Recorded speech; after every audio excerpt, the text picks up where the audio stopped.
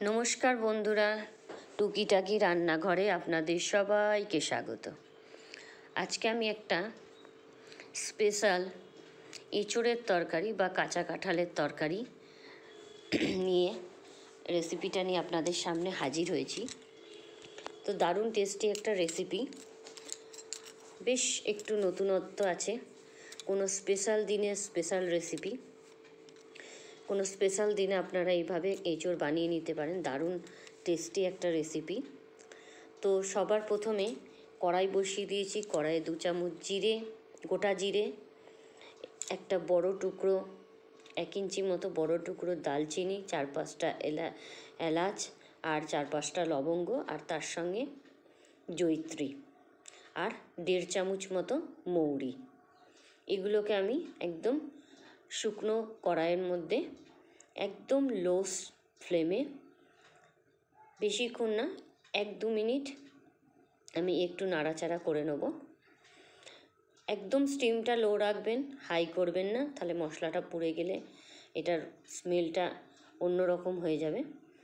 খুব হালকা করে একটু নাড়াচাড়া করে জাস্ট একটু সুন্দর গন্ধ বেরোলে আমি সরিয়ে দেবো, কড়াইয়ের মধ্যেই রেখে দেবো।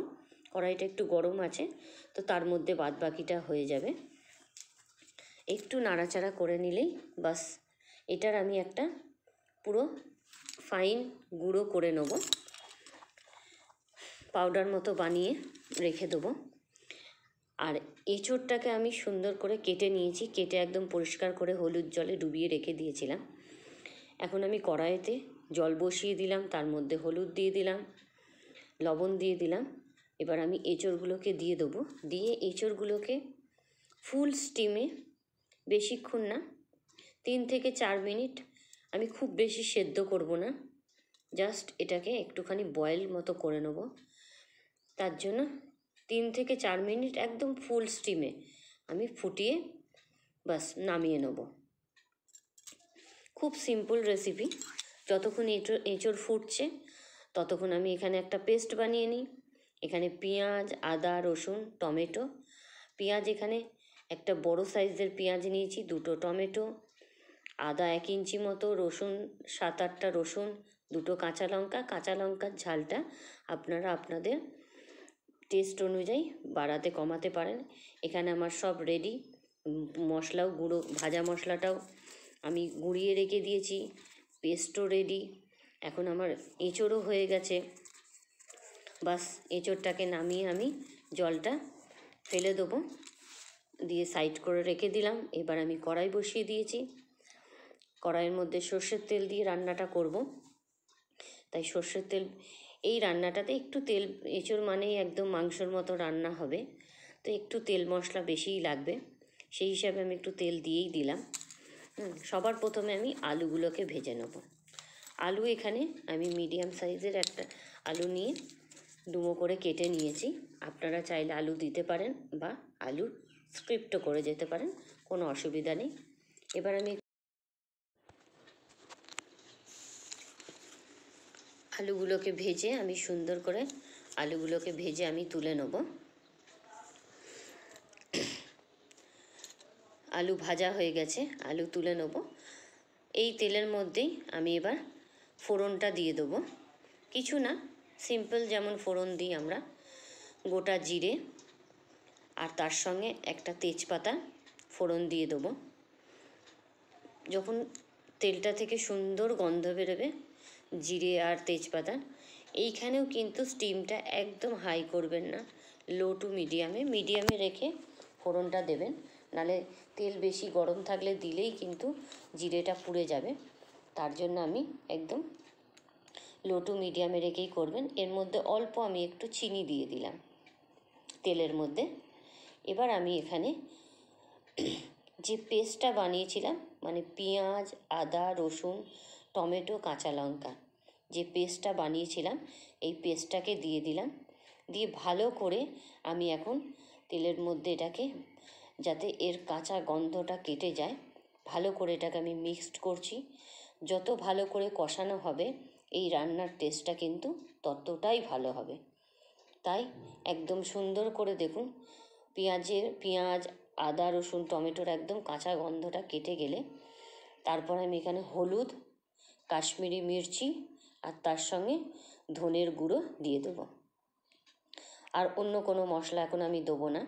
ধনের গুঁড়ো দিয়ে দিলাম, কারণ আমি অলরেডি ভাজা মশলা করে রেখেছি, তাই এখানে আর অন্য কোনো মশলা আমি ইউজ করব না।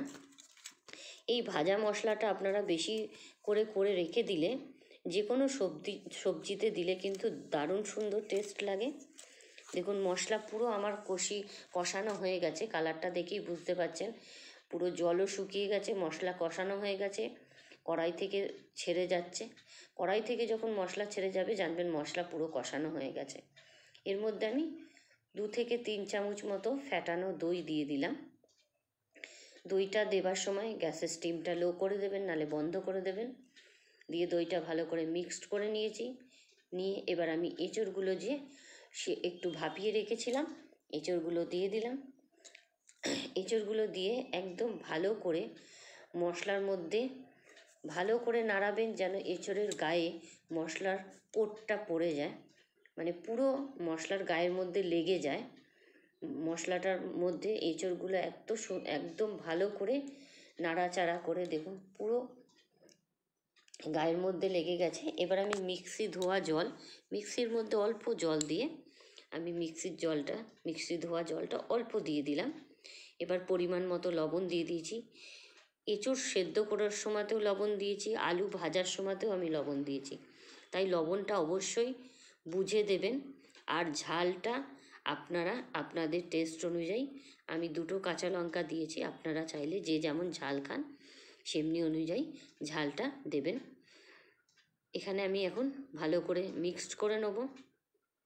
তো নতুন বন্ধু যারা আমার ভিডিওটি দেখছেন অবশ্যই আমার চ্যানেলটিকে সাবস্ক্রাইব করবেন, আর সাবস্ক্রাইব করে বেল আইকনটি প্রেস করতে ভুলবেন না। লাইক করবেন, শেয়ার করবেন, কমেন্ট তো অবশ্যই করবেন। আর যারা ফেসবুক থেকে দেখছেন তাদের আমার পেজটা ফলো করার অনুরোধ রইল।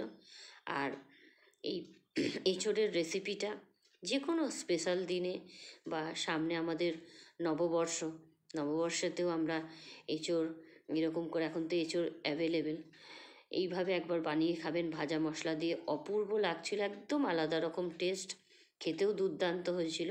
আমি যেভাবে করেছি এইভাবে একবার বানিয়ে দেখবেন, একদম আলাদা রকম টেস্ট লাগছিল, খুব ভালো লাগছিল খেতে।